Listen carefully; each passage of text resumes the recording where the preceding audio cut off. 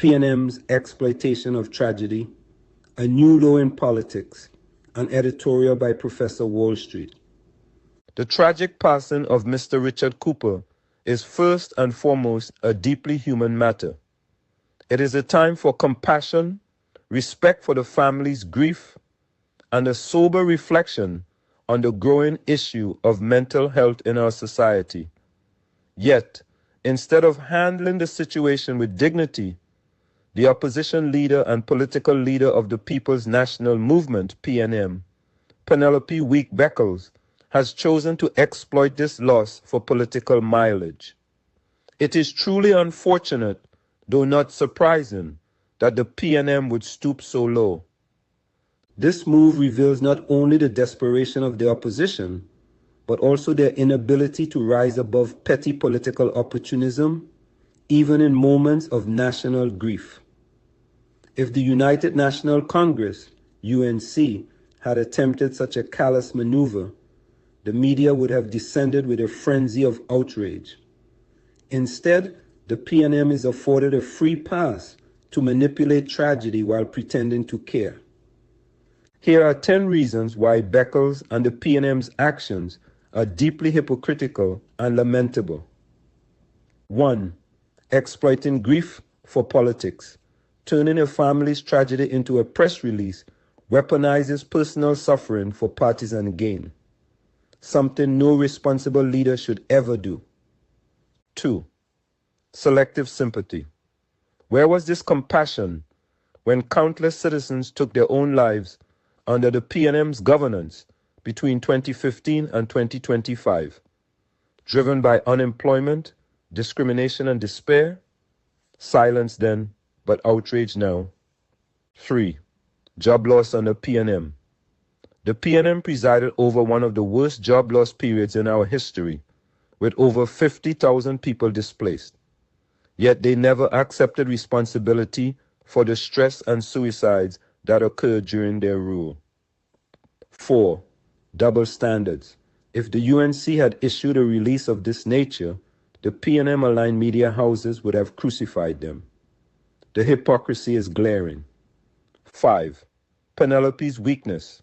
The fact that Stuart Young had already issued a statement on the state of emergency, and now Beckles attempts to ride tragedy for relevance, only underscores her weakness as opposition leader. She lacks both authority and originality. 6. Neglect of mental health. During their decade in office, the PNM never once prioritized or significantly invested in mental health care. Their sudden concern now is hollow and opportunistic. 7. Hypocritical narrative. To paint the UNC as heartless, while the PNM's own record is littered with callous disregard for the poor and vulnerable, is disingenuous at best and wicked at worst. 8. Disrespect to families. Such politicization denies families the dignity of private mourning and instead thrusts them into the center of a national blame game. 9. Pattern of red tricks. This is not new. The PNM has a long history of playing red tricks, using people's pain to score cheap political points while offering no substantive solutions. 10. Failure to inspire confidence. Ultimately, Beckles' statement does not inspire leadership or hope. Instead, it reinforces the PNM's reputation as a party that thrives on negativity, division, and opportunism. The people of Trinidad and Tobago deserve better. They deserve leaders who respect the line between politics and private grief. They deserve leaders who address unemployment and mental health with real policies, not empty press releases. Penelope Week-Beckles and the PNM, by politicizing Mr. Cooper's death, have revealed once more that their priority is not people, it is power.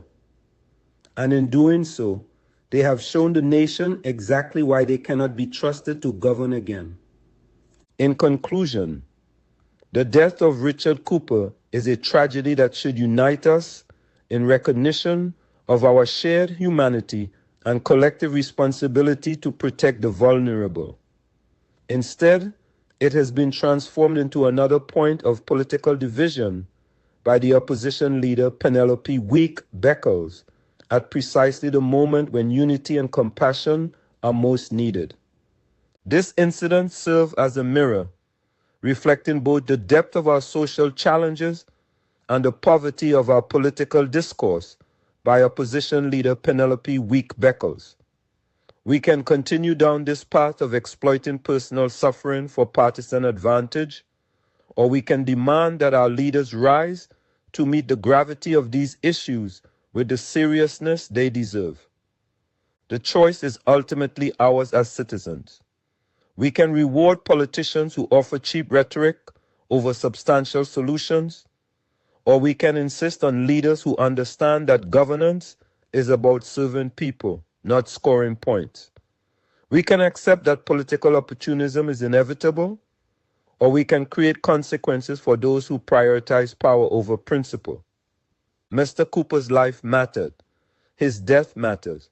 But what matters most now is ensuring that his tragedy contributes to meaningful change rather than meaningless political theater.